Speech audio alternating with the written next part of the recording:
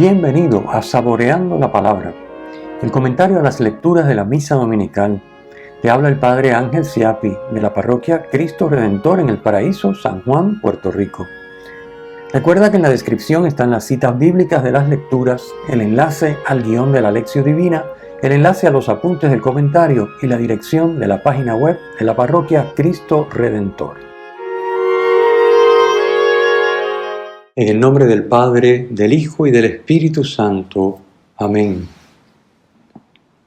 Dios Todopoderoso, por medio de las prácticas anuales del Sacramento Cuaresmal, concédenos progresar en el conocimiento del misterio de Cristo y conseguir sus frutos con una conducta digna.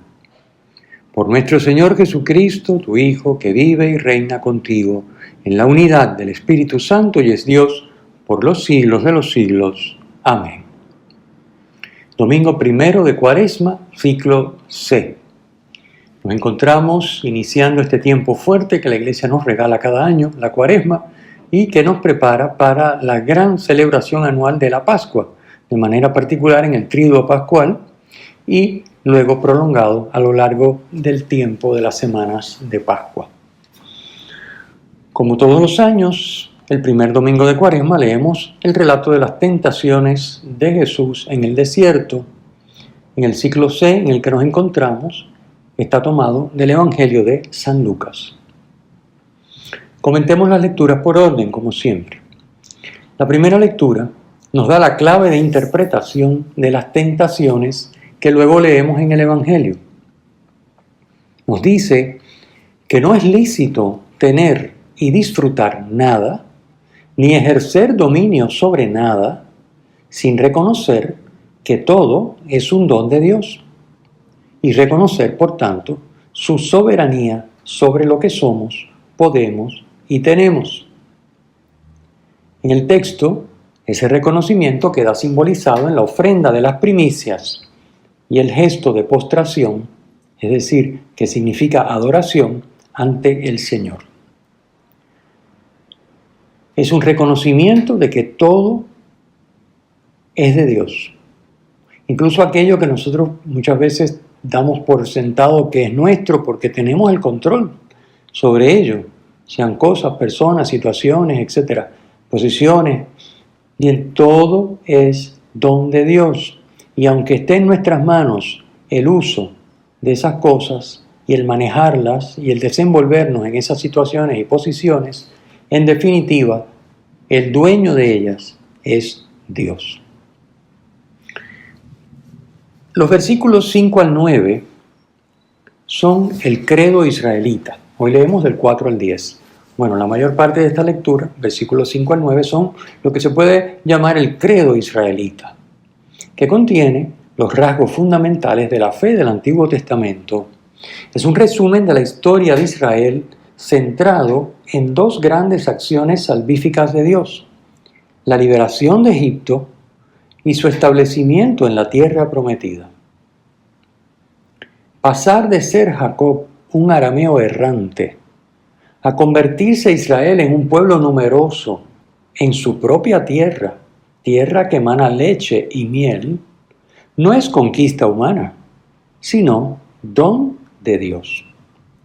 La recitación de este credo mantiene viva la memoria agradecida y evita la tentación de creerse que con sus fuerzas humanas llegaron a ser un pueblo grande y fuerte.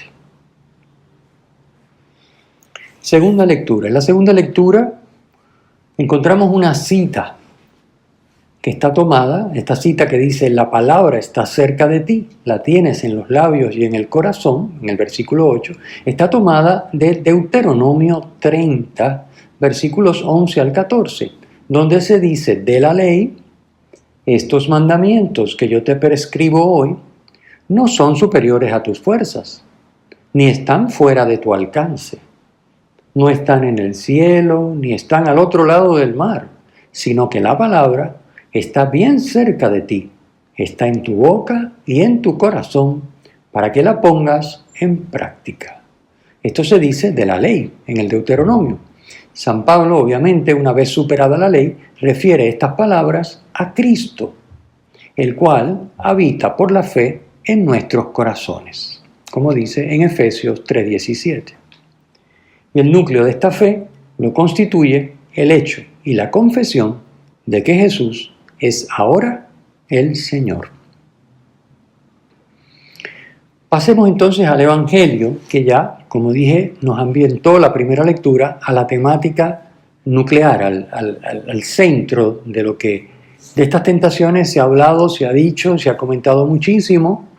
Yo me voy a referir en un par de ocasiones a comentarios que ha hecho el Papa Benedicto XVI, que como ustedes saben, ha escrito en varias ocasiones sobre estos textos, una de ellas en su trilogía Jesús de Nazaret. Comentando este relato de las tentaciones de Jesús, que ya sabemos que aparece en los 3 evangelios sinópticos, Mateo, Marcos y Lucas, y que en este ciclo C vamos a leer en la versión de San Lucas, el Papa Benedicto XVI dice que formaba parte del núcleo de la misión de Jesús entrar hasta el fondo en el drama de la existencia humana. Es decir, su encarnación lo lleva a una solidaridad total con nosotros los seres humanos. Y esa solidaridad hasta el fondo, total, incluye experimentar la tentación, que es parte de la condición humana. No el pecado, pero sí la tentación. Por eso Jesús no tiene pecado, nunca se desvía de la voluntad del Padre, pero sí es sometido a la tentación, igual que tú y que yo. Porque es hombre perfecto en todo, igual que tú y que yo. De hecho, Jesús, como cualquier ser humano, no solo fue tentado en el desierto antes de iniciar su vida pública, como podría alguien pensar de manera superficial al leer estos relatos. No, Jesús fue tentado a lo largo de toda su vida. Fíjense que el texto de hoy termina diciendo, acabada toda tentación, el demonio se marchó hasta otra ocasión, dice el versículo 13. Es decir, las tentaciones no fueron estas 3 y se acabó. Estas 3 son un relato compuesto para representar las tentaciones fundamentales, como veremos, que atacan al ser humano y que se manifiestan de 1001 maneras y que a Jesucristo le atacaron de 1001 maneras a través de diferentes personas y situaciones. Recordemos, por ejemplo, Pedro, negándose a que Jesús llevara a cabo el plan del Padre, que incluía subir a Jerusalén, ser entregado en manos del Sanedrín, ser torturado y morir, para luego resucitar, por supuesto. Pues Pedro se opone, recordemos ese pasaje, ¿verdad? Tan significativo. No, Dios libre, esto te puede pasar a ti, no te puede pasar a ti. Bien, así que Jesús es tentado de muchas maneras y a lo largo de toda su vida. Pero estas 3 tentaciones recogen la esencia de lo que de alguna u otra manera aparece en toda tentación, que le apareció a él como ser humano, perfecto que era, y a nosotros como humanos que somos. Bien, dice el texto que Jesús fue conducido al desierto por el Espíritu, versículo 1. Explicando el significado del desierto, el Papa Benedicto XVI nos dice que el desierto es lugar del silencio y de la soledad. Lejos de la distracción de las ocupaciones ordinarias, del ruido y la superficialidad. Es también el lugar de lo absoluto, de la libertad, que pone al hombre frente a las cuestiones fundamentales de su vida. No cabe duda que el silencio y la soledad nos ayudan a la interiorización.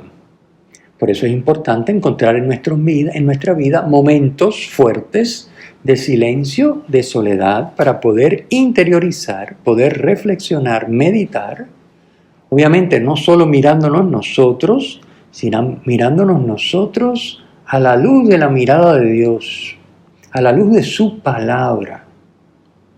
Porque es importante cobrar conciencia de dónde estamos, cómo estamos viviendo, a dónde vamos y si efectivamente como cristianos que somos, bautizados estamos llevando a cabo el plan de nuestro Padre Dios. Así que, lugar del silencio y de la soledad, este desierto es también para nosotros. No podemos irnos al desierto. Quizás no podemos obviamente sacar, pues qué sé yo, una semana. Ojalá pudiéramos, ¿verdad?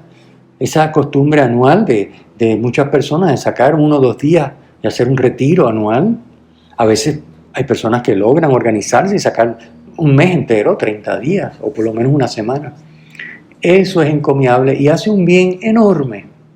Los sacerdotes normalmente una vez al año tenemos una semana, por lo menos 5 días de retiro espiritual que debe llevarse a cabo en silencio y en soledad. Es decir, no en soledad porque nos aislemos de los demás, sino en soledad porque queremos fundamentalmente vivir intensamente la presencia de Dios. Y cuando hay tantas distracciones, eso no se puede hacer.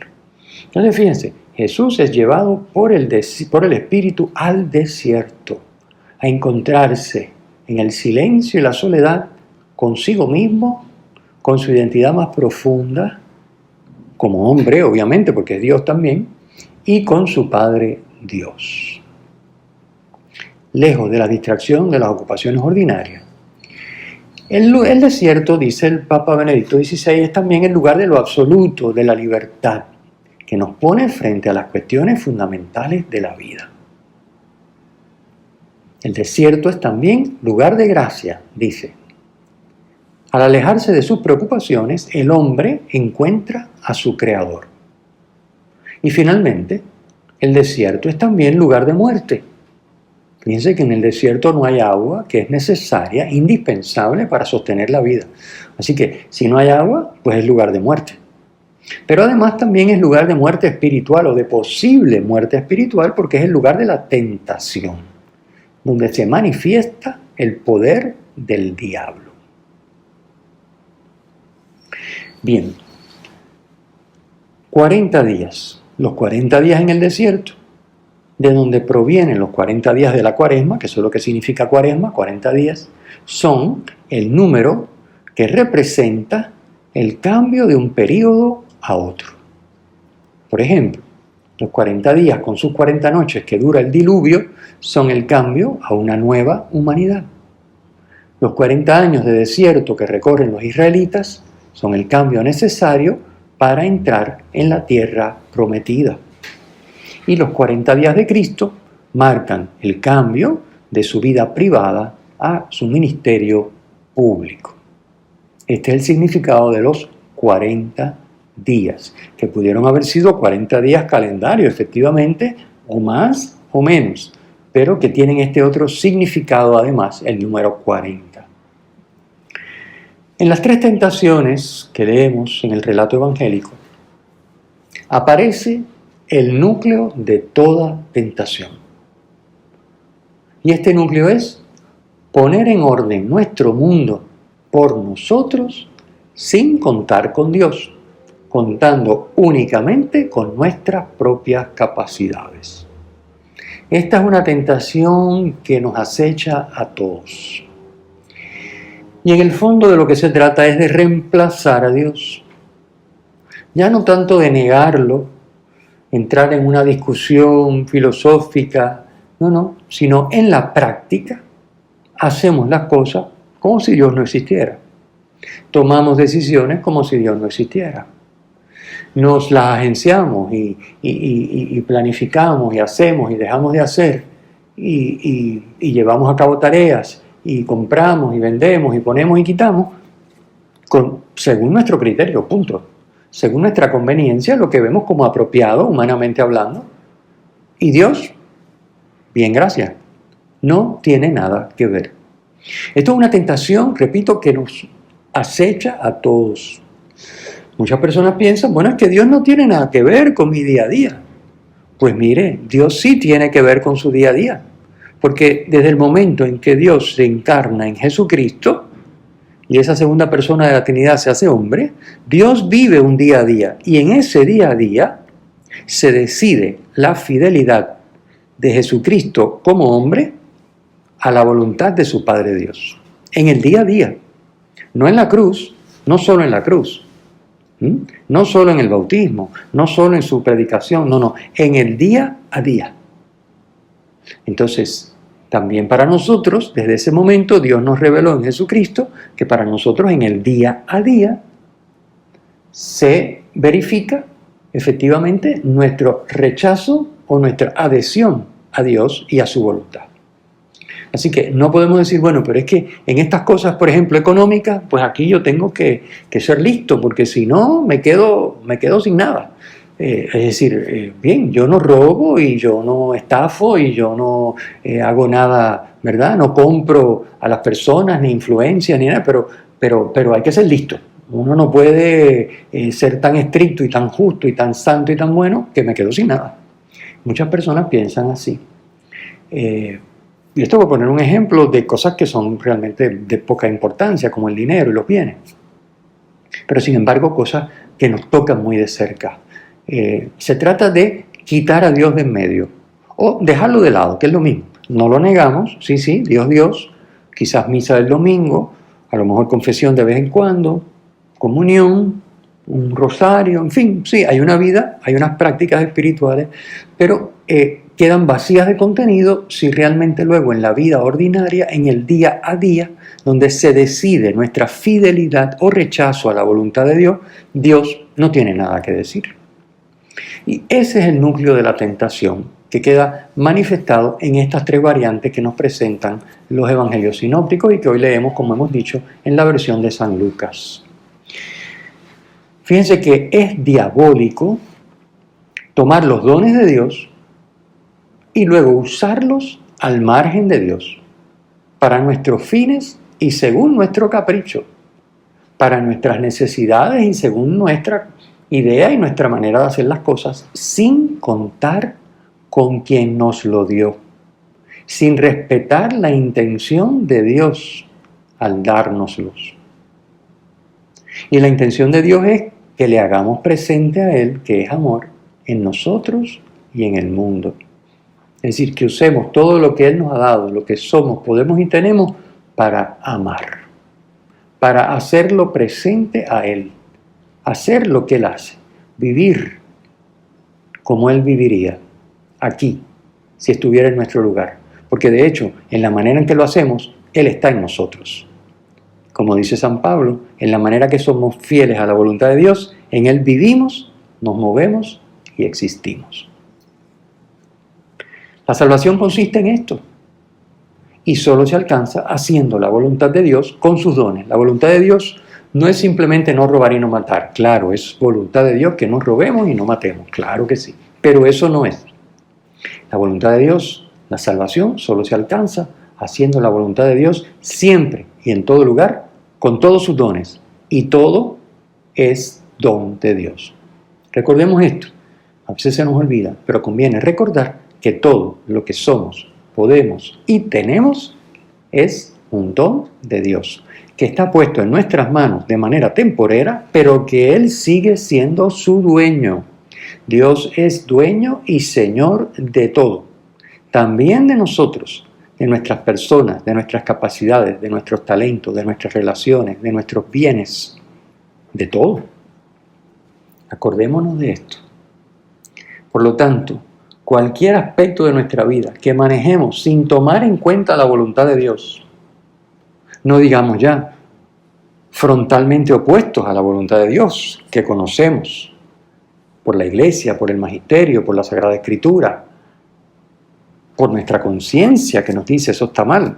Pero yo sigo adelante porque digo, bueno, eso no es tan importante, todo el mundo lo hace, y yo en otras cosas me porto muy bien y soy una persona ejemplar, pero en estas cositas me doy licencia para hacer ciertas cosas porque tampoco se puede ser bobo en la vida, ¿verdad? Así escuchamos a algunas personas hablar. Bueno, pues esto es un pecado tremendo. Sería como Jesús haber seguido las instigaciones del diablo. Es lo mismo. Por eso hoy, al comienzo de la Cuaresma, la Iglesia siempre nos presenta el texto de las tentaciones, para que nos examinemos y veamos hasta qué punto estamos siendo engañados y para colmo nos justificamos de que estamos bien, somos santos, vamos a misa, está todo bien, nuestra vida está en orden, así que la Cuaresma no nos hace falta Bueno, quizás un ayunito por aquí, por allá, en fin, pero bueno, nada grande que cambiar, porque como no robamos ni matamos, todo está perfecto. Bueno, pues no está perfecto. Por eso la Cuaresma es importante y por eso vale la pena sumergirse y meditarlo en profundidad este relato que nos trae la liturgia de hoy. Cada vez que usamos los dones de Dios sin contar con Él, caemos en la tentación sutil de creer que con no hacer nada malo ya estamos haciendo lo que Dios quiere. Las tentaciones de Jesús son precisamente una invitación a usar de su poder divino, poder que ha recibido del Padre, porque Jesús, la segunda persona de la Trinidad, Jesucristo, el Hijo, es engendrado por el Padre, procede del Padre, lo decimos en el credo. Es decir, ha recibido su divinidad del Padre. Obviamente, no voy a entrar en estos detalles porque ese no es el tema de hoy, no es un asunto temporal de que primero el Padre y después al tiempo el Hijo comienza a ser Dios. No, recuerden que no se puede interpretar de esa manera, estamos usando palabras humanas para hablar de un misterio que nos trasciende. Pero bueno, el Hijo es Hijo porque es engendrado por el Padre, recibe su ser Hijo y ser Dios como el Padre, lo recibe del Padre. El Hijo procede del Padre. Entonces, imagínense ese Hijo que es Dios, porque recibe, por eso Él es Hijo y la primera persona de la Trinidad es Padre. Pues por eso mismo, que ha recibido eso, esa divinidad, como un don, la instigación de Satanás es precisamente, el diablo le dice, no hagas nada malo con eso que Dios te ha dado, con eso que eres. Tú eres Dios y eres hombre, pero no hagas nada malo con eso. No, al contrario, mira, es muy lógico, tienes hambre. Di que las piedras se conviertan en pan. ¿Cómo no va a querer tu Padre Dios que tú te alimentes? Él no quiere que tú sufras. Y si tú eres Dios, puedes hacerlo. Pues hazlo. Fíjense qué sutileza para la maldad la de Satanás. Obviamente a Jesús no lo engaña, pero a nosotros nos revuelca. Por eso estas lecturas son importantes, meditarlas y entenderlas y luego hacerlas, interiorizarlas, hacerlas vida para que no nos coja en la práctica el diablo. Así que no tienta a Jesús para que haga nada malo en sí mismo, como por ejemplo destruir o matar, sino algo mucho más sutil y radicalmente malo a pesar de las apariencias. Olvídate del Padre y de su plan de redención. Tú tienes hambre, di que las piedras se conviertan en pan y se acabó. Y lo haces tú. Tú no puedes. Pues hazlo. Fíjense que en las tres tentaciones, en la del pan, en la del prestigio y la fama y en la del poder, se quedan resumidas las principales aspiraciones humanas. La primera es tener lo que uno ve como necesario. Ese es convertir las piedras en pan. ¿Tienes hambre? Bueno, pues tú eres Dios, tú lo puedes hacer, pues hazlo. Pero Él no es Dios al margen del Padre. Ese es el asunto. Ahí está la sutileza de la tentación. Nosotros no podemos dejarnos salvar y vivir nuestra vocación bautismal al margen de la voluntad de Dios y al margen de Dios, haciendo lo que nos parece que conviene humanamente hablando y olvídate que ya Dios bregará. No. Segunda tentación es el prestigio, la admiración de los demás, la fama. Tírate del alero del templo de Jerusalén para que todos vean que no vas a sufrir ningún daño y te admiren y se recorra tu fama a todas partes. Y la tercera tentación es la tentación del poder. Poder sobre todo y sobre todos. El engaño es terrible, ¿no? El engaño aquí sí ya se pasa. Recibes este poder a cambio de adorar al diablo. Eso es lo que significa arrodillarse. Es un signo, el arrodillarse o el postrarse es un gesto de adoración. Es decir, si te arrodillas y me adoras, le dice el diablo a Jesús, te doy el poder de todo y sobre todos. Bueno, porque a mí se me ha dado, imagínense ustedes, eso es lo que da risa, ¿no? Porque a mí se me ha dado. Claro, visto de esa manera resulta ridículo, pero claro, cuando nos tienta, cuando te dicen, bueno, yo te puedo dar esta posición o este salario, o estos beneficios, vas a tener autoridad sobre esto, o capacidad de poder desempeñar, o hacer, o adquirir, o lo que sea. Sobre todas estas cosas, a cambio de, hay un pequeño, ¿verdad?, detalle, y ese pequeño detalle es siempre lo mismo: que no hagan lo que Dios dice. Dios dice, no, eso no se puede hacer. No, pero es un pequeño detalle. Dios no se va a molestar por ese pequeño detalle. Tú te arrodillas. ¿Qué te cuesta arrodillarte? Y yo te lo doy todo. Fíjense la tentación. Bien, la tentación lo que trata es de intentar robarle a Dios lo que le pertenece y que Dios nos quiere dar por participación en su omnipotencia y soberanía, pero no a través del camino que nosotros queremos seguir con nuestra lógica humana, sino a través del camino de nuestra entrega amorosa a la voluntad de Dios.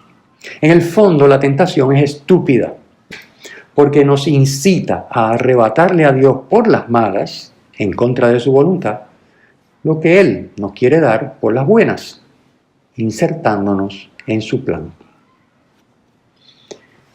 Hoy es día para reflexionar sobre si nuestro afán por alcanzar las legítimas aspiraciones humanas está supeditado a la voluntad amorosa de Dios. Y digo las legítimas aspiraciones humanas porque podemos tener aspiraciones que no son legítimas y necesidades creadas de cosas que no son realmente necesarias, son superfluas, pero las vemos como necesarias porque nos hemos dejado lavar el cerebro. Aquí viene el control y la sobriedad en el consumo de los medios, televisión, radio, prensa, conversaciones estériles, en fin, internet, porque nos lava el cerebro y nos crea unas necesidades que vemos como legítimas cuando no lo son. Tú necesitas tener un automóvil de $100,000. Pues eso no es verdad. Nadie necesita tener un automóvil de $100,000.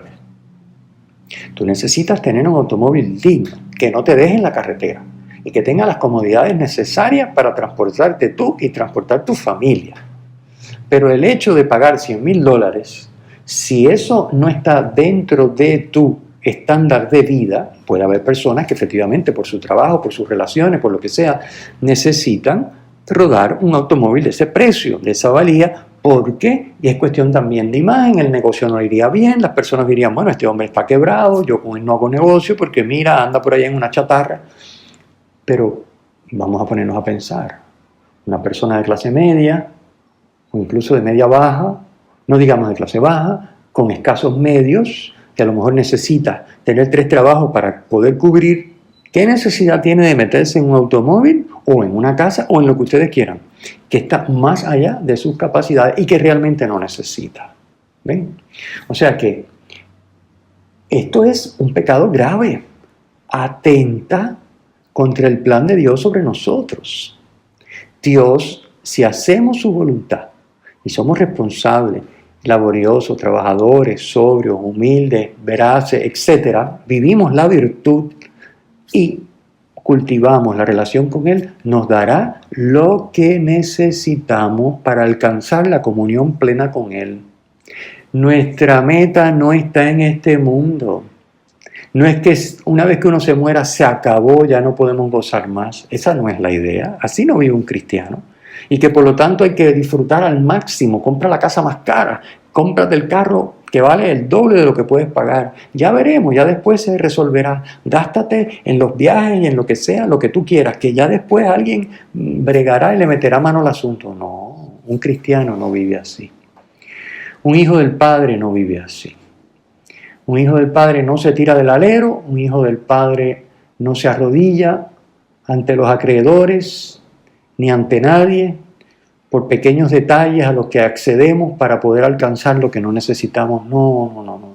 Jesús nos da hoy escuela, nos da hoy una maestría sobre cómo se tiene que enfrentar estas tentaciones. Así que reflexionemos. Repito, si nuestras legítimas aspiraciones humanas, y vuelvo a insistir, legítimas, olvidemos, primero miremos si algunas no son legítimas son necesidades creadas que no tienen nada que ver con lo que realmente hace falta. Pero bueno, si las legítimas aspiraciones y necesidades nuestras las estamos llenando, supeditándonos a la voluntad amorosa de Dios, o si por el contrario nos sentimos con derecho a dejar a Dios y a su voluntad de lado, quizás no en todo, pero en algunas cosas, ya es suficiente. Con una que dejemos a Dios de lado ya es suficiente. Estamos arrodillándonos ante Satanás. Pensemos en qué cosas o aspectos de nuestra vida podemos estar siendo hoy engañados por el diablo. Y ya sabemos que el diablo no viene a dar vida, viene a matar, a robar, a saquear. Y lo hace a través del engaño y la mentira. Yo creo que eso no lo quiere nadie, ni para sí, ni para su familia. La oferta del diablo siempre es mentirosa en su formulación. Siempre es un engaño. Fíjense cómo él invita a Jesús a demostrar que es el Hijo de Dios, si eres Hijo de Dios, actuando en contra de su Padre Dios, cosa que si Jesús accediera a hacer, sería la evidencia de todo lo contrario, de que no es el Hijo de Dios. Fíjense, es un engaño, es una trampa. Si eres el Hijo de Dios, haz lo que no haría el Hijo de Dios. Si lo haces, me demuestras que no eres el Hijo de Dios. Fíjense, lo mismo nos hace a nosotros, no se crean que esto es a Jesús, es a nosotros también. La oferta del diablo es astuta. Fíjense cómo él se vale de la palabra de Dios. Él tienta a Jesús con frases de la Escritura. Justifica lo que él le plantea a Jesús con la misma Escritura. Con lo cual queda claro que la Escritura, tomada fuera de contexto, y recordemos que el contexto de la Escritura es la misma Biblia entera. La Biblia se tiene que leer desde la Biblia.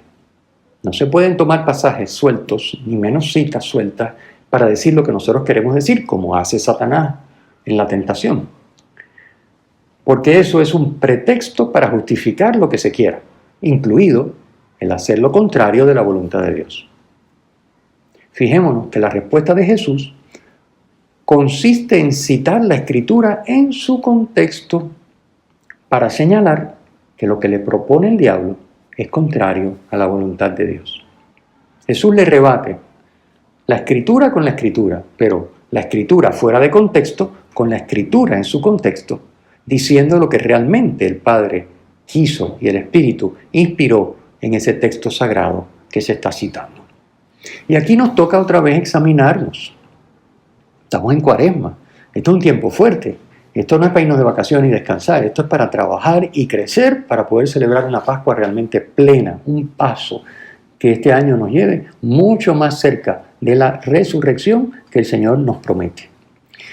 Nos toca examinarnos y ver nuestro grado de conocimiento de la Sagrada Escritura. ¿Cuánto tiempo dedicamos diariamente a leerla y a meditarla? A estudiarla y a hacerla vida. ¿Seríamos capaces, como Jesús, de detectar la mentira de la tentación del diablo acudiendo a la Escritura? Terminamos con la bendición, como de costumbre. El Señor esté con ustedes y con tu espíritu. La bendición de Dios Todopoderoso, Padre, Hijo y Espíritu Santo, descienda sobre ustedes y les acompañe siempre. Amén. Si te ha gustado, usa el enlace para compartirlo con tus amigos.